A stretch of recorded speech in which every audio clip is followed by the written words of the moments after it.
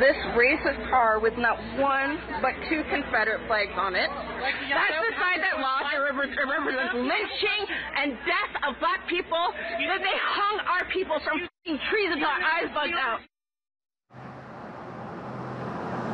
A community festival turned into a heated exchange. Saturday saw the 32nd annual Highland Creek Heritage Festival take place. Now, in part, it celebrates the Scottish heritage of this Scarborough neighborhood near Kingston Road in Meadowville. And as part of the festivities, there was a classic car display. And right where I'm standing, pulled in one vehicle which allegedly wasn't invited. It is a replica of the General Lee from Dukes of Hazzard, and on the roof was the Confederate flag, as well as there was the Confederate flag license plate, and that prompted one area resident who says she was disgusted to pull out her phone, videotape the whole scene, and then post it on Facebook. People who look exactly like me and my son died, were murdered because of that flag. It has no place here, and it's the very first car people see when they walk in. It's apparent on the video that you are quite upset and fired up. Oh, yeah. Yes, I was very, very angry. I mean, it's such a visceral response. You're walking into a place and you immediately see such a horrific symbol. My heart was racing, my stomach dropped. It was immediate. The symbol, which bears the Southern Cross, was the battle flag for General Robert Lee during the Civil War.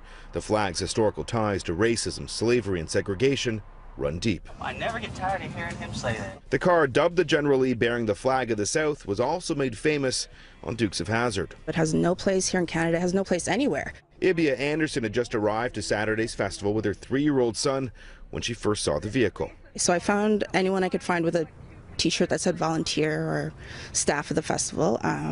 They kept passing me off. No one wanted to deal with me until I wound up with someone who took me back to the car.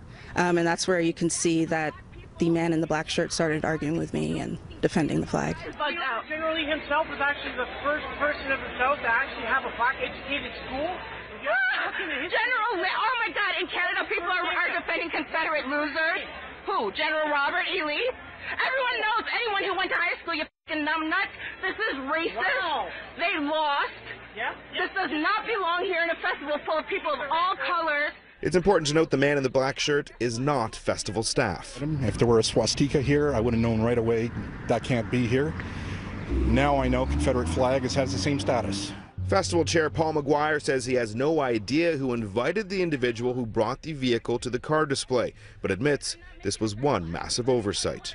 We're very sorry that someone's hurt. It's a family event, and there are hundreds, thousands of people who come and had a lot of fun, and nobody should be subjected to those triggering moments that just bring back moments of the worst of human history. Well, the Confederate flag and what it was represented historically and represents in the minds of a lot of people today, it has no place in Toronto. You know, the kind of Mayor John Tory was at Saturday's festival, tweeting out photos of him standing just feet away from the vehicle. But today, the mayor says he never saw it. And I just noted the fact there were old cars there, and the gentleman that I mentioned it to said, oh yes, we brought those cars in for the first time this year as an additional feature, but I didn't notice the car in question. For Ibia Anderson, she says the lesson here is for festivals to be aware and learn what is and isn't acceptable.